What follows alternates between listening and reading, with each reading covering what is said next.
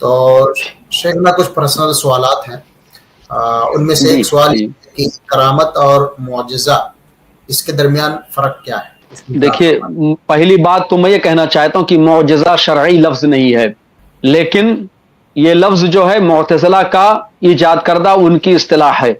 قرآن کے اندر آیت کا لفظ 9 آیاتن جو موسیٰ علیہ السلام کے لیے اللہ تعالیٰ نے کہا، قرآن کے اندر جو ہے آیت یعنی نشانی، یہ جو نبیوں کو دیا جاتا ہے یہ نشانی ہوتی ہے ان کی صداقت و حقانیت کی۔ پہلی بات تو یہ یاد رہے،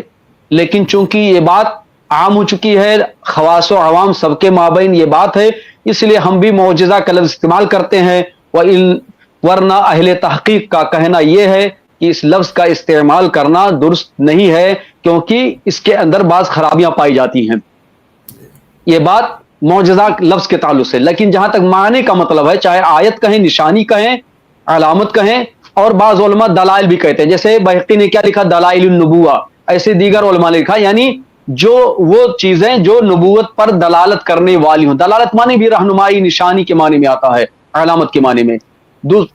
اور جہاں تک تعریف کی بات ہے تو معجزہ کہتے ہیں ایسی بات کو جو عام کائناتی نظام کے برخلاف ہو، عام کائناتی نظام کے برخلاف ہو، اور کسی شخص پر، نبی پر اللہ تعالیٰ اس کو ظاہر کرے، اور جو اس بات پر دلیل ہو کہ نبی سچا اور صحیح ہے نبی ہونے میں، اور جو چیز اس کے ہاتھ پر ظاہر ہو اس تعلق سے اس کا کوئی مقابلہ نہ کر سکے اور اس جیسی چیز کوئی پیش نہ کر سکے، یہ معجزہ کا معنی ہے۔ جہاں تک کرامت کی بات ہے تو کرامت کا لفظ بھی احادیث کے اندر یا قرآن کے اندر نہیں آیا ہے، لیکن چونکہ علماء نے استعمال کیا ہے جو اس کا معنی اس کے اعتبار سے، کیونکہ اس کے اندر اللہ کے اولیاء کی تکریم ہے، تو کرامت کہتے ہیں اس چیز کو جو عام کائناتی نظام کے خلاف ہو، اور کسی نیک بندے کے ہاتھوں پر اللہ تعالیٰ اس کو ظاہر کرے جو بظاہر نیک ہو، متقی ہو، پرہیزگار ہو، اور وہ نبوت کا دعویٰ نہ کرنے والا ہو، نہ نبوت کے مقدمات میں سے کسی کا دعوے دار ہو۔ اسی لیے علماء نے کہا ہے کہ کرامت در حقیقت نبی جو ہوتا ہے اسی کے معجزے کا حصہ ہے، کیونکہ جو کرامت کسی ولی کے لیے ظاہر ہوتی اللہ تعالیٰ کی طرف سے، یہ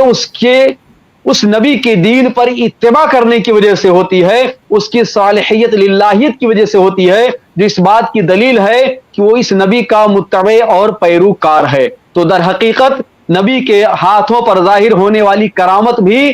معجزہ اور آیت کا حصہ ہوتی ہے، اور اس بات کی دلیل ہوتی ہے کہ جس نبی کا یہ امتی ہے وہ سچا نبی ہے، صحیح نبی ہے، اللہ کی طرف سے بھیجا ہوا نبی ہے۔ ایک بات جو ہے، ایک چیز میں کرامت اور معجزہ یکساں ہوتی ہے، یعنی کس چیز میں کہ جو کائناتی نظام ہے یکساں، یعنی سمندر پہ کوئی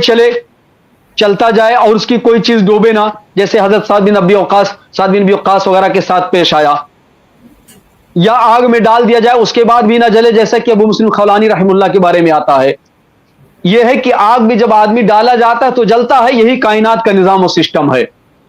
اور ایسے ہی سمندر پر اگر کوئی پیدل چلتا تو ڈوب جائے، اگر تیرنا نہیں آتا اور تیرتا نہیں تو ڈوب جائے گا۔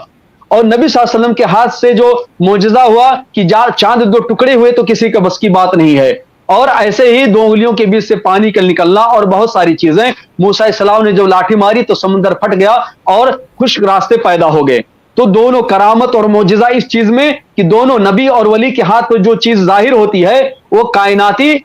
سسٹم جو ہے، عام معہود جو عام لوگ جانتے ہیں اس کے برخلاف ہوتی ہے، اس کے الٹا ہوتی ہے، اور جو اس بات کی دلیل ہوتی ہے کہ اس کو وہی کر سکتا ہے جس نے اس کائنات کا نظام بنایا ہے، اور جس کے ہاتھ میں اس کائنات کا نظام ہے تو وہی اس کے برخلاف کر سکتا ہے۔ اور اس میں یہ بھی دلیل ہوتی ہے کہ اللہ تعالیٰ قادر ہے، وہی ربوبیت کا حق رکھتا ہے اور الوہیت کا حق رکھتا ہے۔ اور جہاں تک بقیہ چیزوں کا معاملہ ہے تو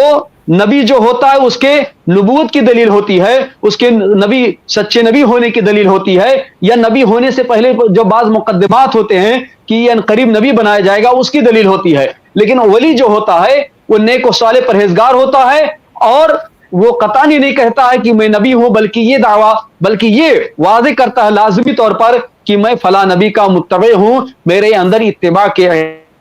چیز نہیں ہے۔ یہ کرامت ہے۔ اور کرامت میں کیا ہوتا ہے، جو صاحب کرامت ہوتا ہے اسے یہ بات نہیں معلوم ہوتی ہے کہ یہ چیز کب ہوگی، کہاں ہوگی، کیسے ہوگی، کیونکہ کرامت کا تعلق علم غیب سے ہے، اور اللہ تعالیٰ جس کے لیے چاہتا ہے کرامت کا اظہار کرتا ہے، نہ کہ بندے کی اپنی چاہت، اپنی خواہش اور اپنی قدرت سے، جیسا کہ ویڈیو میں بتلایا گیا کہ یافعی نے کہا ہے کہ صاحب کتاب ابن حجر حیتمی نے کہ ان کو مردوں کی زندہ کرنے کی قدرت حاصل تھی۔ تو کسی کو قدرت حاصل ہونا یہ کرامت نہیں ہے، بلکہ یہ ربوبیت کا دعویٰ ہے۔ کرامت یہ کہ اللہ تعالیٰ اپنی چاہت، اپنی مشیت سے بندے کے لیے ایسی چیزیں ظاہر کرتا ہے جو کائنات کے عام نظام کے خلاف ہو، کیونکہ اگر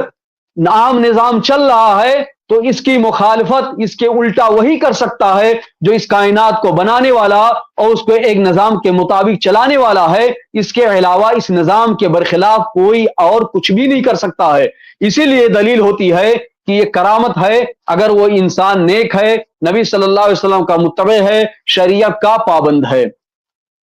تو کرامت کا تعلق غیب سے ہے، اور کرامت کا اظہار ولی نہیں کرتا ہے